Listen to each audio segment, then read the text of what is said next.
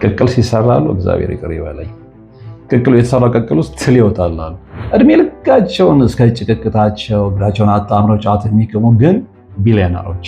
ሴጣን ክፉ ነው፣ ሰዎች አትሸወዱ፣ በምን ቋንቋ እናውራ? ዚስ ኢዝ ኖት ተረት። ሁሌም ነው የምላቸው፣ እማቀውን ስቶሪ ነው የምነግራቸው። ይሄዳሉ። ሌሊት 9 ሰዓት ላይ ወንዝ ነው አሉ።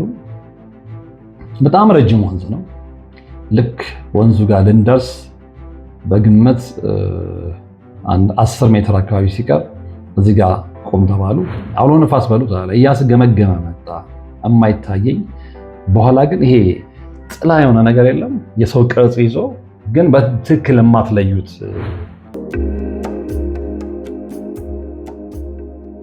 ሰላም ጤና ይስጥልን። በሀገር ውስጥና በመላው ዓለም የምትገኙ ወደ ቻናል ተከታታዮች ይኸው ዛሬም እግዚአብሔር ፈቅዶ ተገናኝተናል። እንግዲህ ሰሞኑን በርካታ ታሪኮች እየደረሱኝ ነው። ዛሬም ወደ እናንተ የማደርሰው የአድማጭ ተመልካቼን ታሪክ ነው። እኚህ ግለሰብ እንግዲህ የኔን ፕሮግራም እንደነገሩኝ መከታተል ከጀመሩ ዓመታት ተቆጥሯል። በተለይም ደግሞ ይሄ ከባዕድ አምልኮና ከእድል መውሰድ ጋር የምሰራቸውን ፕሮግራሞች በተመለከተ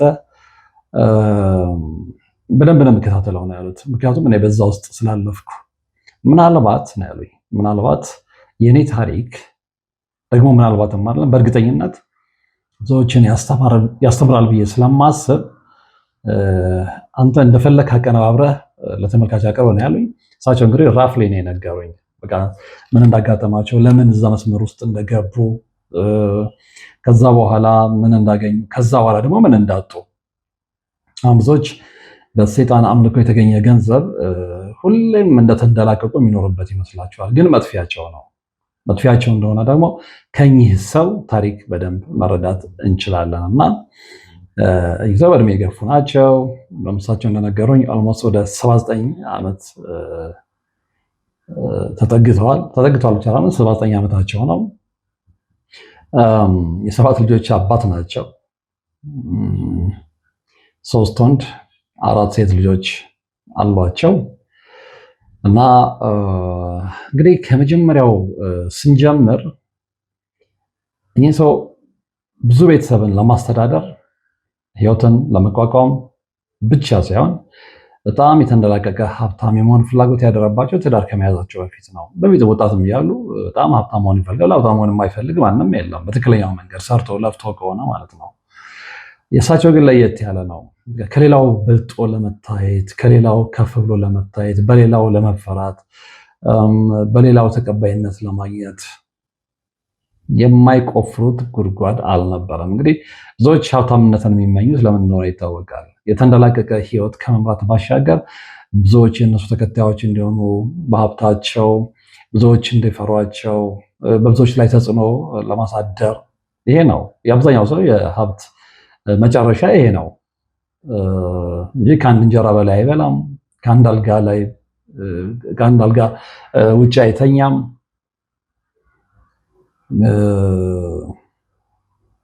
ግን ፍላጎታችን የሚገደብ ስላልሆነ ሁሌ ማግበስ እፈልጋለሁ። ይሄ ሰዋዊ ተፈጥሮ ነው። እንግዲህ ትክክል ባይሆንም እና የሰው ልጅ ባለው ነገር ረግቶ መኖር ከተወ ቆይቷል። ዛሬም ሲያገኝ ነገ የተሻለ ማግኘት ይፈልጋል። ነገም ሲያገኝ ነገ ደግሞ ሌላ የተሻለ ማግኘት ይፈልጋል። እና ይሄ የሚቆም የሰው ልጅ ተፈጥሯዊ ባህሪ አይደለም። ይቀጥላል። እና አንዳንዶች ብልጦች የሆኑና መንፈሳዊ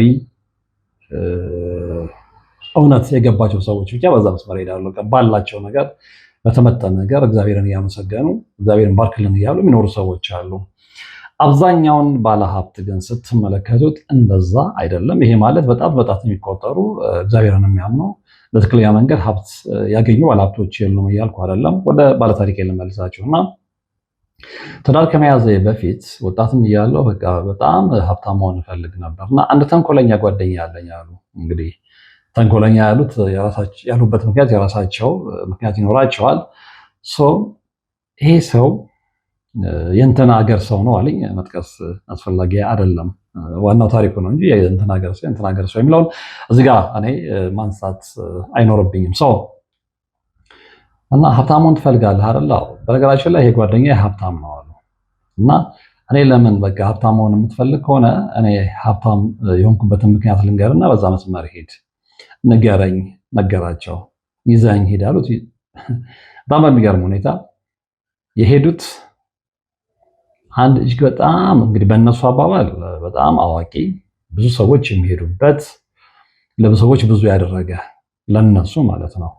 ግን እኛ ደግሞ እንደዚህ አይነት ፕሮግራም ለምንሰራ ሰዎች ደግሞ ጠንቋይ፣ ባለውቃቢ፣ ባለቃልቻ ብዙ ሰዎች እሱ ጋር ሄደው ብዙ ነገር የሚያደርጉ ልጅ ስጠን የሚሉ፣ ሀብት ስጠን የሚሉ፣ ግርማ ሞገስ ስጠን የሚሉ የመሳሰለው ሀብትም የሚሰጠው ግርማ ሞገስም የሚሰጠው ልጅም የሚሰጠው መድኃኔዓለም ብቻ ነው።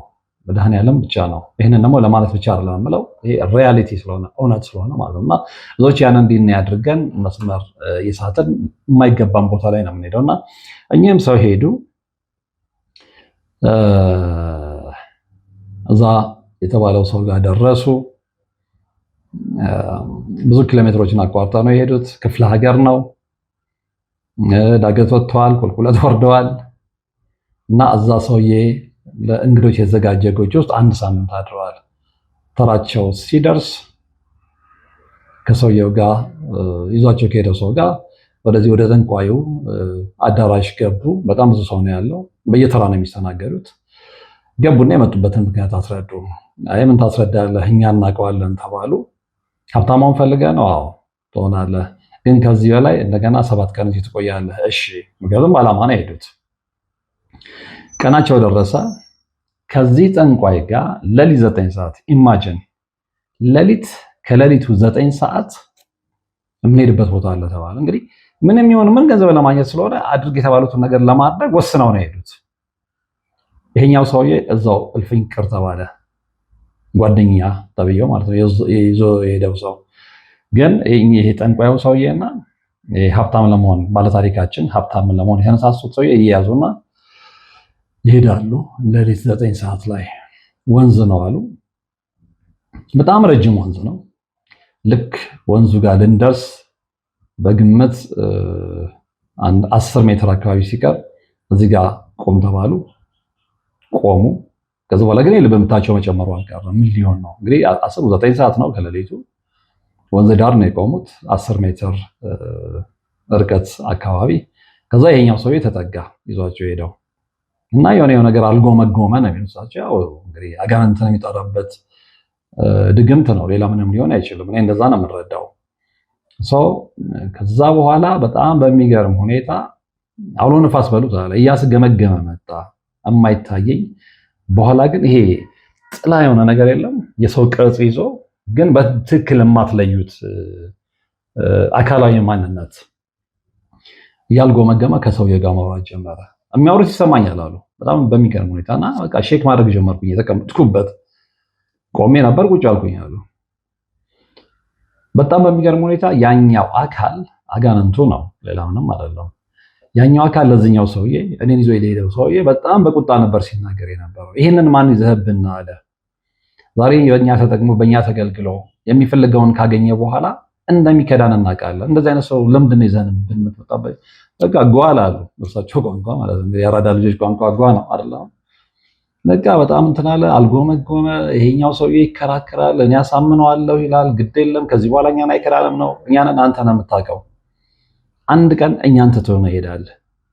እንደዚህ አይነት ሰው አታምጣብን ማለት ተቆጥቶ ሄደ። ተመለሰ የኛው ሰውዬ። ገዛ እንዴት ብናደርግ ይሻላል? የተባባልነውን ሰምታል? አዎ ሰምቻለሁ። ይኸው አውቋል። ነገ ከነገ ወዲያ እንደምትከዳው አውቋል። በፍጹም አልከዳቸውም። መክዳት ማለት ምንድነው? ነገ ወደዛኛው ቤት ትመለሳለህ። ወደዛኛው ቤት ትመለሳለህ ማለት እንግዲህ ወደ ኢየሱስ ክርስቶስ ቤት ትመለሳለህ ነው። ከዛ እኔ እንግዲህ ቀበጣጠርኩ አሉ። ኤኒዌይ ከዛ ተመልሶ ሄዱ።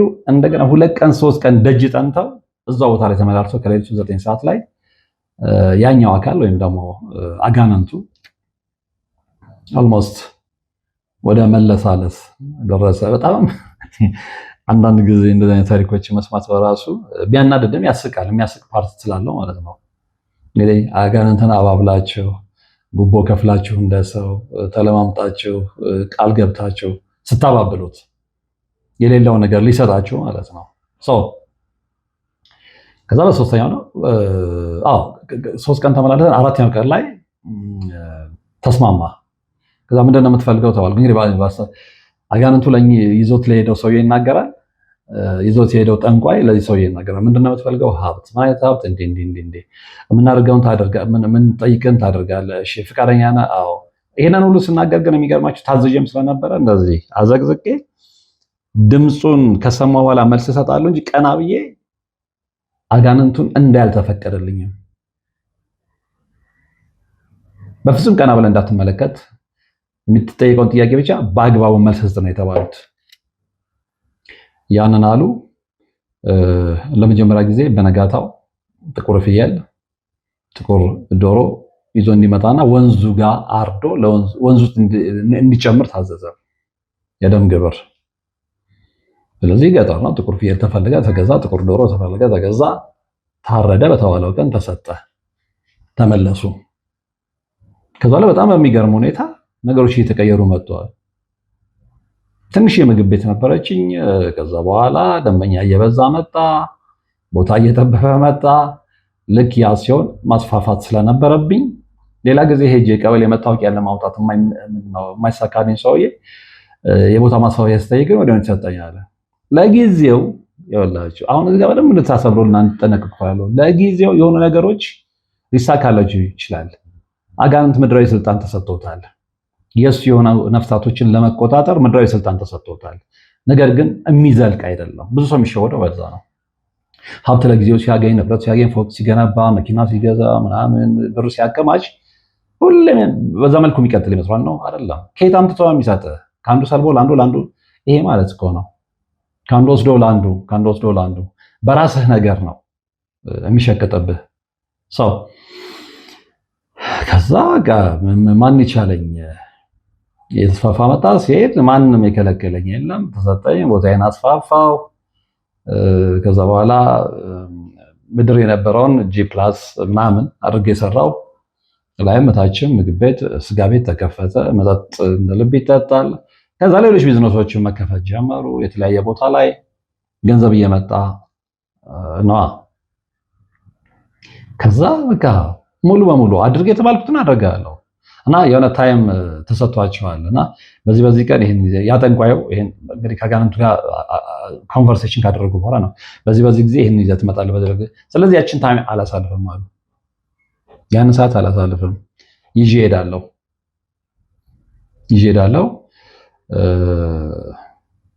አድርጌ የተባልኩትን አደርጋለሁ። በጣም በሚያስጠላ ሁኔታ ግን ከጥቁር ፍየልና ከጥቁር ዶሮ ውጭም የድመት ግብር የምጠይቅበት ጊዜ አለ። ልብ አድርጎ ሰይጣን በጣም ክፉ ነው የምንለው ለዛ ነው። በአእምሯችሁ አእምሯችሁ የማይቀበለውን ነገር በግድ እንድታደርጉ ያስገድዳቸዋል። ምክንያቱም አምናችሁታል። ምክንያቱም እጃችሁ ለሱ ሰጥታችሁታል። ስለዚህ እንደ ኳስ ነው የሚጫወትባችሁ። የጠላ ተላ፣ የጠጅ ተላ፣ ቂጣ ይሄ በቅቤ ተደርቆ ምንድነው ተቆራርጦ በቅቤ የታሸገ እንትን ኑግ የማልጠይቀው የለም ማለት የተጠይቁን ጠቅላላ ይዞ መሄድ ጀመሩ። ስለዚህ አልቆም ሀብት ላይ መጣ። ትዳር ተያዘ እየተባለ ልጆች ተወለዱ። እንዳልኳችሁ በሂደት የ7 ልጆች አባት ሆኑ። ቤት ውስጥ ግን ከተወሰነ ጊዜ በኋላ ሰላም መጥፋት ጀመረ። ልጆቹ እንደ ሀብታም ልጆች አይደሉም፣ አመዳሞች ናቸው 7ቱም። እሳቸው እንደነገሩኝ እንግዲህ በጣም ሀብታም ነኝ ያሉ። ከዛ በኋላ መኪኖች ተገዙ፣ የትራንስፖርት መኪኖች፣ ሎንችና ተገዛ። በቃ ብዙ ነገሮች መጡ። ልጆች ይህን ግን ብታያቸው እንጀራ በልተው የሚያድሩ አይመስሉም። የአብዛኛው በአቋራጭ መንገድ ገንዘብ ያገኘ የጠንቋይና የሰይጣን አምላኪ ልጅ አመዳም ነው። እነግራችኋለሁ፣ አመዳም ነው። ግርማ ሞገስ የለውም። ከሰይጣን ጋር ውሎ የሚያድር እንዴት ነው ግርማ ሞገስ ሊኖረው የሚችለው? ግርማ ሞገስ የሚሰጠው ደጋግመን እንደምንናገረው ጌታችን መድኃኒታችን ኢየሱስ ክርስቶስ ነው። ግርማ ሞገስ ሲሰጠን መድኃኒዓለም ነው ሞገስ የሚሆነን ሞገስ የሚሰጠን። ከዛ ውጪ በተገኘ ሀብት ግን በትክክል ሰዎች የሚወዱት ሰዎች የሚቀበሉት ግርማ ሞገስ አይኖረ ነው። ጥላቢሶች ነው የምንሆነው። በርካታ የሀብታም ጥላቢሶችን አላያችሁም? እንኳን ቢሊየነር ሚሊየነር አይደለም 1 ብር ያለው የማይመስል ሀብታም አግኝታችሁ። እኔ በነገራችን ላይ አንድ ሰው አውቃለሁ ፐርሰናሊ ፐርሰናሊ እና ተወልጄ ያደግኩበት ሰፈር ደጋግሜ ስናገር የምትሰሙት አንድ ቃል አለ እና ከዛ ሰውዬ ቤት ላይ ተነስቼ ነው ያው ሳልፉ ምንም ያንን ቤት ስለማቀም ስለማየው የጃፓን ከተማ የሚመስል ቤት እላለሁ ብዙ ጊዜ የአንዳንድ ሀብታሞችን ቤት ሳነሳ እና ያም ሰውዬ የጃፓን ከተማን የሚመስል ቤት ነው። ቅርጹ ምናምን በጣም የሚገርም ቤት ነው ያለው። የሚገርማችሁ ግን ትንሽዬ እቺ ቆርቆሮ በቆርቆሮ የዘበኛ ቤት የለችም። ሁሌ እዛ ውስጥ ጥፍጥፍ ብሎ የማይቀይራትን ካኪ ሱሪ አድርጎ ጫት ሲቅም ነው የምታዩት። በዛ ጋር የሚያልፍ ሰው ሚስጥሩን የማያውቅ ሰው ያ ሰውዬ ማን ነው የሚመስለው? የቤቱ ዘበኛ ግን የቤቱ ባለቤት ነው። ዚስ ኢዝ ኖት ተረት። ሁሌ እንደምላችሁ እማቀውን ስቶሪ ነው የምነግራችሁ። አንድ አይነት ሰዎች አሉ፣ ልብስ የማይቀይሩ፣ ጺማቸውን የማይላጩ፣ ገላቸውን የማይታጠቡ፣ እድሜ ልካቸውን እስከ ጭቅቅታቸው እግራቸውን አጣምረው ጫት የሚቅሙ ግን ቢሊዮነሮች፣ ግን የቢሊዮነርነት ትርጉም ያልገባቸው። ምክንያቱም ሀብቶ እንዴት እንዳመጡት ያውቁታል። ስለዚህ ቆርቆሮ በቆርቆሮ ያንን የሚያክል የጃፓን ከተማ የሚመስል ቤትህን ትተህ ቆርቆሮ በቆርቆሮ የሆነ ቤት ውስጥ ውለህ እንግዲህ እዛ ላለማደሩም ዜር ይወቅ። ከዛም ተነስቶ ቤቱ ሄዶ የራሱ አልጋ ላይ ለመተኛት ይደፍራል ብዬ አላስብም እንደዛ አይነት ሰው። ምክንያቱም ስታዩት እኮ ነገርኳችሁ ድብን ያለች ስታ ነው ይመስላችሁ፣ ግን የዛ ቤት ባለቤት ነው። ብዙ ሰዎች አሉ እንደዛ ነፍሳቸውን አስይዘው ከሴጣን ጋር ቆማር ተጫውተው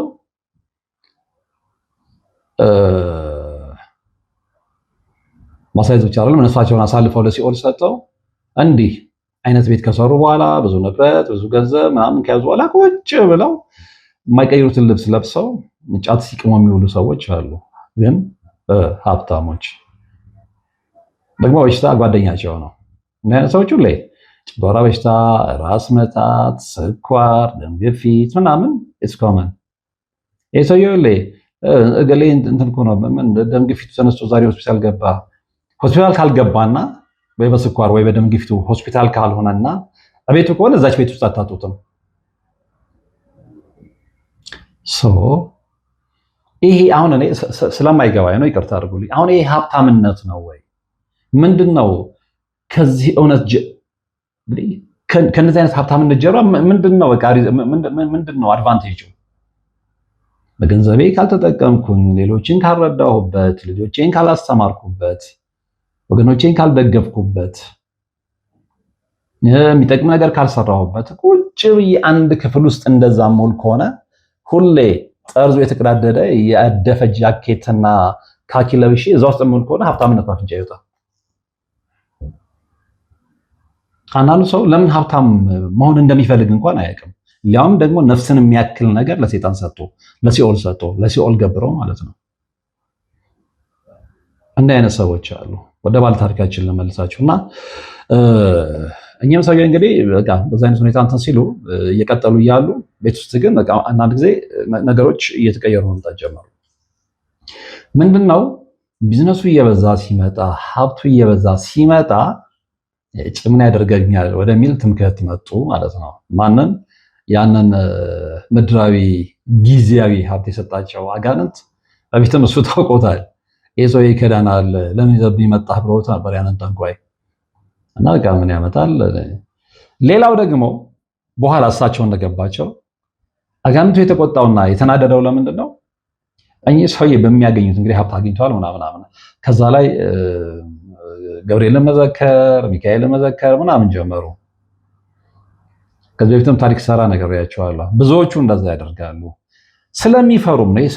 ሰዋዊ ውስጠታቸው አለ አይደለ? ያውቁታል እኮ በቃ የት እንደሄዱ እንዴት እንዳገኙ ያውቁታል። ፕላስ የተማሯት ቤተሰቦቻቸው የነገሯቸው ነገርም አለ። ሲኦልና ገነት አለ።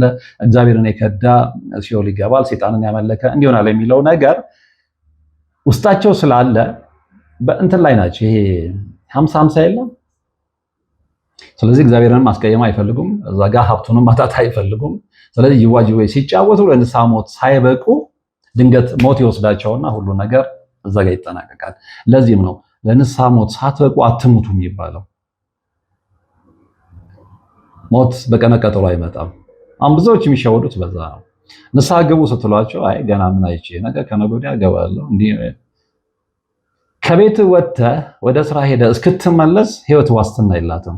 በምን ያህል ጥበቃ ስር ካልሆነች የሚያጋጥም አይታወቅም። ስለዚህ ሁሌም ተዘጋጅታችሁ ተቀመጡ የሚባለው ለዚህ ነው። የሰው ልጅ ሁሌ እኖራለሁ እንጂ እሞታለሁ አይልም። ግን ህይወት በጣም እንቆቅልሽ ስለሆነች ወተን እስከምንመለስ ምን እንደሚያጋጥመን አናውቅም። እና በዛ አይነት ሁኔታ ውስጥ እያሉ እንግዲህ እየከዱት ነው ማለት ነው። ጠንክረው አይደለም እንዲያውም እየከዱት ያሉት፣ ስንፍናውም አለ። በቃ እዚህ ጋር ሀብት ማባረሩም አለ። ሀብት ካለ ምንም አይመጣም። አንዴ ገንዘብ እየበረከተ ሀብት እየበረከተ አጃቢ እየበዛ ሲሄድ ሰዎች እግዚአብሔርን ብቻ አይደለም የሚክዱት፣ ሁሉንም ሀብታሞች እያልኩ አይደለም። ሞር ሀብት እያገኙ በሄዱ ቁጥር በጣም እንግዲህ ደጋግሜ በጣም በጣት የሚቆጠሩት በቃ ይሄንን ያደረገልኝ አንተ ነህ ብለው የሚያመሰግኑት ጥቂት ሀብታሞች ሊኖሩ ይችላሉ። አብዛኛው ግን ሲያገኝ እግዚአብሔርን ብቻ አይደለም የሚከዳው፣ ሴጣንንም የሚከዳ አለ። ልክ እንደኝ ሰው ማለት ነው። አውቃው ነው አይደለም ሌላ ጉዳይ ነው። ከሰውየው ጋር ተከራክረንበታል። አይ በቃ ይሄንን እንትን ብያለሁ። ከዛ አንድ ቀን ወደ እግዚአብሔር ሄጄ ንስሐ ነው ወስጄ ይቅር በለኝ ይለዋለሁ። ግን ይሄን እንዳይሉ ደግሞ ብዙዎች ምንድነው የሚፈሩት? በሙሉ ልብ በቃ ይሄን ሁሉ ነገር አግኝቻለሁ እግዚአብሔርን ሄጄ ይቅርታ ብል ያኛው መጀመሪያ የሰጠኝ ሙሉ ነገርን ያጠፋዋል ብለው ስለሚፈሩ ከእግዚአብሔር ጋር መታረቅ አይፈልጉም። ስለዚህ እንደተጨመላለቁ በዛው መቀጠል ነው የሚፈልጉት።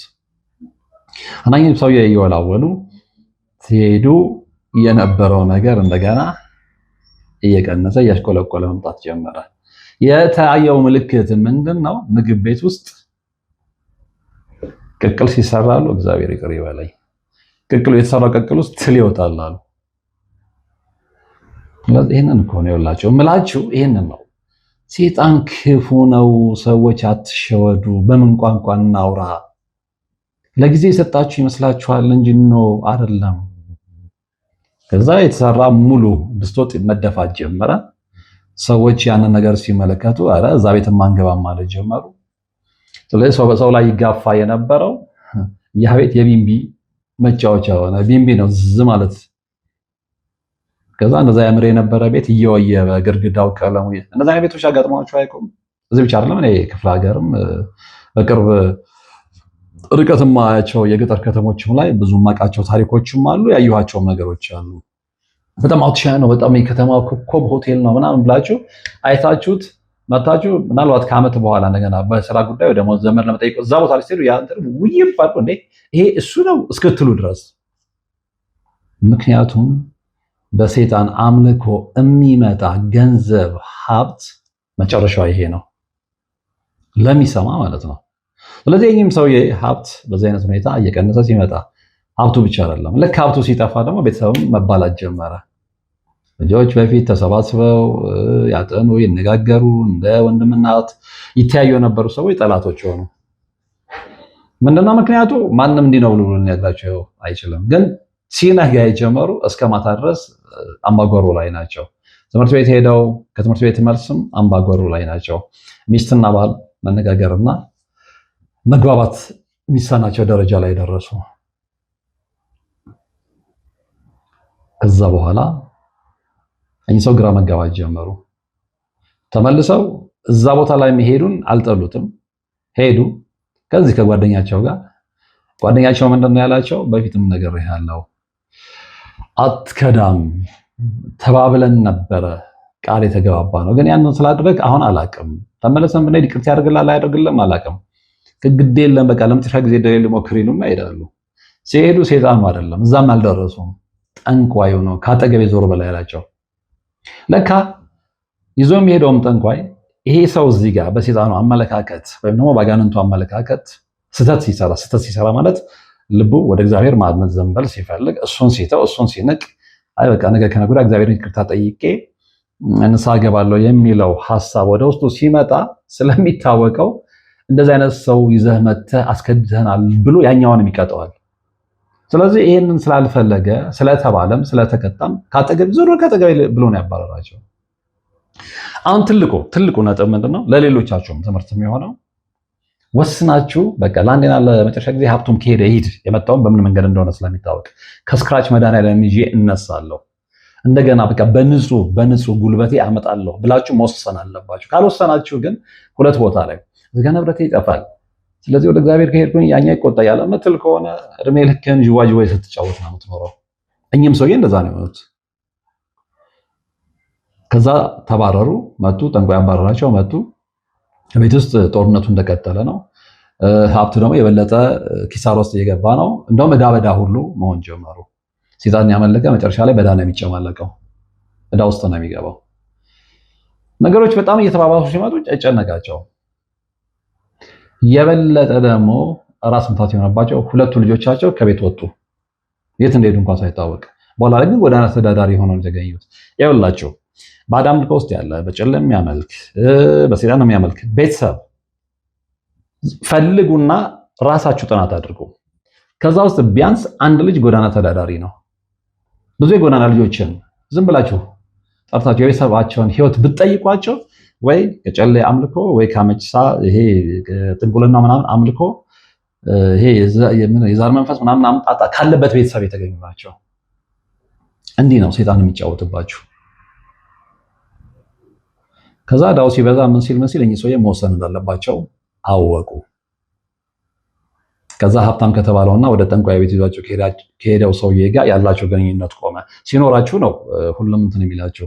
ስለዚህ የከሰው ምናምን ሲመጣ ያኛውን ሰውዬ ተዋቸው፣ ግራ ተጋቡ። በኋላ ግን ከራሳቸው ጋር መከሩ። ለዚህም ነው ወደ እኔም ጋር መደወል ያስፈልጋቸውና ይህንን ታሪክ ሊነግሩኝ የፈቀዱት ውሳኔ ላይ ከደረሱና ይህንን መንገድ ከተከተሉ በኋላ ነው። በቃ አጥፍቻለሁ መስሎኛል። የተወሰነች አጭር ጊዜም ብትሆን ሀብቱን ይዤ አይቼዋለሁ፣ ግን ሰላማዊ ሀብት አይደለም። ስለዚህ ትክክለኛው መንገድ የክርስቶስ መንገድ እንደሆነ ተረዱ። የመድኃኔዓለም መንገድ እንደሆነ ተረዱ። የቅድስት ድንግል ማርያም አማላጅነት እንደሆነ ተገነዘቡ። ከዛ ወደ ትክክለኛው ትራክ መጡ። ቄስ ፈለጉ፣ ንስሐ አባት ያዙ። የሚገርማችሁ እስከዛ ጊዜ ድረስ ቤተሰቡ ንስሐ አባት አልነበረውም። እሳቸው በዚህ በባዕድ አምልኮ በሰይጣን አምልኮ ውስጥ እያሉ ልጆቻቸውም እሳቸውም ቤተክርስቲያን አይሄዱም፣ ቅዱስ ቁርባን የሚባል ነገር አያውቁም። የመሳሰለው እንዴ ሰባቱንም ልጆችን አላስቆረቡም ስላቸው የመለሱልኝ መልስ በጣም አስደንግጦኛል። ሰው ከቤተክርስቲያን ሲሄድ ነው የሚያስቆርበው ነው ያሉኝ።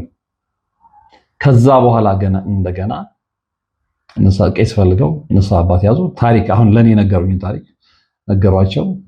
እነዛ ልጆች ቄደር ተጠመቁ። ሙሉ ቤተሰቡ ቄደር ተጠመቀ፣ ክርስትና ተነሱ፣ ንስሐ ገቡ፣ ሱባኤ ተሰጣቸው። ሱባኤያቸውን ጨርሰው ሲወጡ ህይወትን እንዳዲስ ጀመሩት። ከዛ ሳልጓቸው እየታገልን ነው። እኔ አሁን ቀዳሚ እንትኔ ገንዘብና ሀብት አይደለም። በቃ ሁሉም እንደ አቅማቸው ይፍጨረጨራሉ። እንደ በፊቱ የተንደላቀቀ ህይወትን ባይኖሩም ቢያንስ ውለው የሚገቡበትን ስራ አንዳንዶቹ አላጡም ነው ያሉት። እየገባቸው ሲመጣ ግን ወንድምና እህትም መረዳዳት ምክንያቱም ሀብት አይደለም የሚያፋቅራችሁ፣ ንብረት አይደለም የሚያፋቅራችሁ፣ ፎቅ ስለገነባ አይደለም የምትፋቀረው። በድህነትም ውስጥ ሆነ እግዚአብሔርን የምታውቀው ትፋቀራለህ፣ ትተሳሰባለህ፣ ትተዛዘናለህ። ምክንያቱም እግዚአብሔር የሚያስተምረው ቃል ያንን ስለሆነ ማለት ነው። ልጆች ያሉኝ ሀብት ኖሮኝ በነበረበት ሰዓት ላይ የነበራቸው ግንኙነትና አሁን ብዙ ነገር ተለውጦ ከገባን ያ መንገድ ትክክል እንዳልሆነ ከተረዳው እነሱም ከተረዱ በኋላ ኢቨን መከባበርና መተሳሰብ ጀምረዋል። ለምን ይመስለውታል አልኳቸው። የእግዚአብሔርን መንገድ ስለጀመር ነው። እግዚአብሔርን ቤታችን ግባ ብለን ስለተማጸን ነው። እግዚአብሔር የገባበት ቤት ሁሌም ሰላም አለ። እግዚአብሔር የሚጎበኘው ቤት ሁሌም ሰላም አለ። ጠግበው አይብሉ እንጂ እንደበፊቱ የሚፈለጉትን አይልበሱ እንጂ ቢያንስ ይከባበራሉ፣ ወጥተው ይገባሉ። አሁን ሁሉ ነገር ገብቶኛል፣ ውሸት ነው። የሚገርምህ አሉ። ሌላው ለተመልካቾች እንድትነግርልኝ የምፈልገው ነገር ሌላው በዛ አይነት መንገድ ሄጄ ሀብታም ከሆንኩኝ ሆቴል ከሰራው በኋላ በይውጠጭ ሙሉ ከመጣ በኋላ ከብዙ ሀብታሞች ጋር ተዋውቄያለሁ አሉ። ከብዙ ሀብታሞች እኔ ጋር ነው የሚያመሹት፣ እኔ ጋር ነው የሚጠጡት። ስለዚህ ማን ምን እንደሆነ በደንብ አብጠርጥሬ ያውቀዋለሁ። ሀብታም ስትሆኑ ጓደኞቻቸው ሀብታሞች ናቸው። ይህም ሀብታም ስትሆን ድሃ መጥቶ ጓደኛ አይሆንህም አይደል? ይሄ እንግዲህ የዓለማችን መራራ እውነት ነው፣ ለመቀበል ቢከብደንም እና እንነጋገራለን አሉ። በጣም የበላ የጠጣ ደግሞ ያው መንፈሱ የሚያሳስብ የለ አጋንንታዊ መንፈስ። ስለዚህ የብዙዎቹን ሀብት ምንጭ በቃ ተረድቼዋለሁ አሉ። የብዙዎቹ በተለይ ትናንትና ምንም ሳይኖረው የሆነ ታይም ላይ በጣም ቦም አድርጎ የሄደን ሀብታም አትጠራጠር አሉ። ምን ይነግሩኛል? ብዙ ሰዎች እንደርሱ ይነግሩኛል፣ ብዙዎች እረዳለሁ። የአብዛኛው ባለሀብት የሀብት ምንጭ ተወደደም ተጠላም ሰይጣናዊ አምልኮ ነው። ወንዝ ዳር ሄደ ድመት እያረድክ፣ ወንዝ ዳር ሄደ ጥቁር ፍየል እያረድክ፣ ወንዝ ዳር ሄደ ጥቁር ዶሮ እያረድክ ሀብት ስጠኝ እኔ ግብር አመጣልሃለሁ፣ የቡና አተላ አመጣልሃለሁ፣ የጠጅ አተላ አመጣልሃለሁ ምናምን። እሱም ደግሞ ግዴታ ነህ፣ ያንን ተሸክመህ ትሄዳለህ። ምክንያቱም ያመለከውና የተከተልከው የክርስቶስን መንገድ ሳይሆን የሰይጣንን መንገድ ስለሆነ። እንደውም ለእንደዚህ አይነት ሰዎች አተላ መሸከም ምንድን ነው? ውርደት አይደለም። ለነሱ እንደ ትልቅ ነገር ነው፣ እንደ ጀብዱ ነው የሚቆጥሩት። ምክንያቱም እንደዛ እንዳስቡ የሚያደርጋቸው ሊከተሉት ፈቃደኛ የሆኑለት አጋንንት መንፈስ ነው፣ አጋንንት ነው። ላያዛልቃቸው ማለት ነው። ላያዛልቃቸው እስከ መጨረሻው አብረው ካልሆንክማ እነኚህ ሰው ያዋርዳሉ። ብዙዎች ሰይጣንን ተከትለው የሄዱ ሰዎች፣ ብዙዎች ብቻ አይደለም፣ ሰይጣንን ተከትለው የሄዱ ሰዎች መጨረሻቸው ሁሉም ውርደት ነው። ሁሉም ሰይጣንን አምኖ ተከትሎ እስከ መጨረሻው በሰላማዊ መንገድ የዘለቀ ሰው የለም። በሰላማዊ መንገድ ግማሹ ሎሚ መጥቶ ይሞታል፣ ግማሹ መንገድ ላይ ሞቶ ይገኛል። ከዚህ በፊት ብዙ ታሪኮች ነግሬያቸዋለሁ። ግማሹ ሌሊት ያንቀዠቅዠዋል፣ ወይ አንዱ በሽጉጥ ይልና ይደፋዋል። አብዛኞቹ ደግሞ ያው ሌሊት የሚዞሩ ናቸው። በዛ እንትን በመዝናናት ስም አብዛኛው። ምክንያቱም አእምሮ እረፍት የለውም። ሰይጣን አምልከ እንዴት ነው አእምሮ እረፍት ሊኖረው የሚችለው? ስትንቀዠቀኝ በመዝናናት ስም ከዛ ስትል ወይ መኪና ይጋጫል፣ ወይ መንገድ ላይ ትቀራለህ፣ ወይ ቱቦ ውስጥ ትቀረቀራለህ፣ ወይ ከገደል ላይ እስከ መኪና ትገባለህ።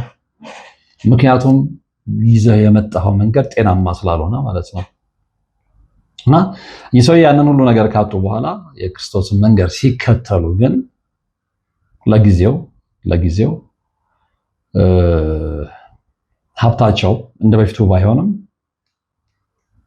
ሰላም ግን አላቸው። ምክንያቱም በቃ ቤተክርስቲያን መሄድ ጀምረዋል፣ መስገድ ጀምረዋል፣ መጸለይ ጀምረዋል፣ መጾም ከባለቤታቸው ቅዱስ ቁርባን መቀበል ጀምረዋል።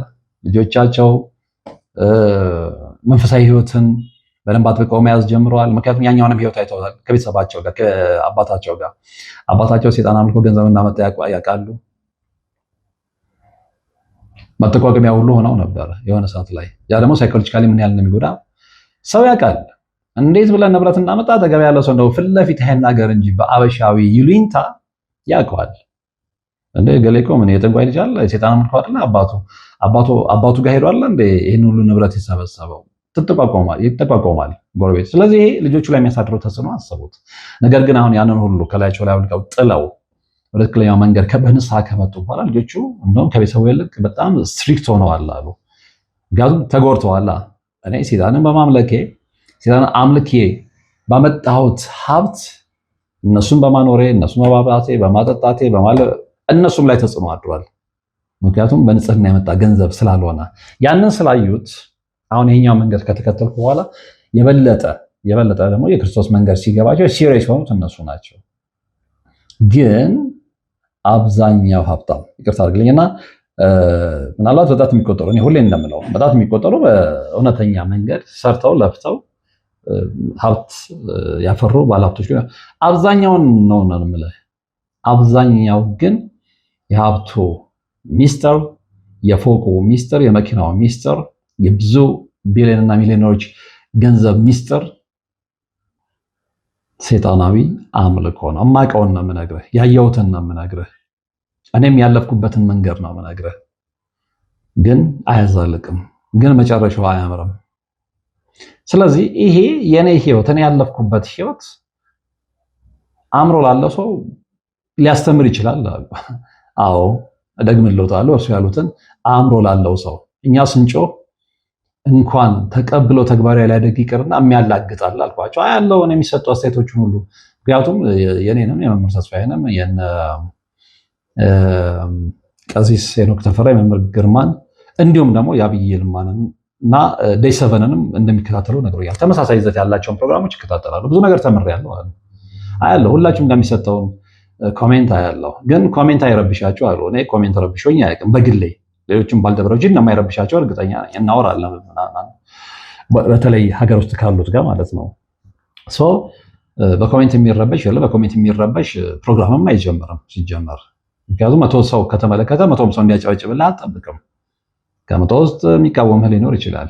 ምክንያቱም የዛኛው ወገን አባል ስለሆነ ማለት ነው። አንዳንዱ አባልም ሳይሆን ስላልገባው ብቻ ባልገባው ነገር ላይ ዝም ብሎ ሲቃወም ትሰማዋለህ።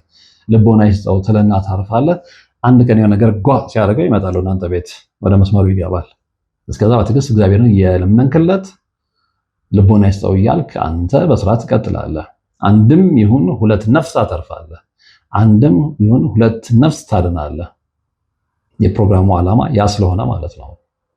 ዛሬም ከዚህ መርሃ ግብር ጠቃሚ የሆነ መረጃ እንዳገኛችሁ ተስፋ አድርጋለሁ። አብራችሁኝ ስለነበራችሁ ወደፊትም አብራችሁኝ ስለምትሆኑ ከልብ አመሰግናለሁ። በቀጣይ እንዲሁ አስተማሪ በሆነ መርሃ ግብር የምንገናኝ ይሆናል። እስከዛው ግን በያላችሁበት ሰላም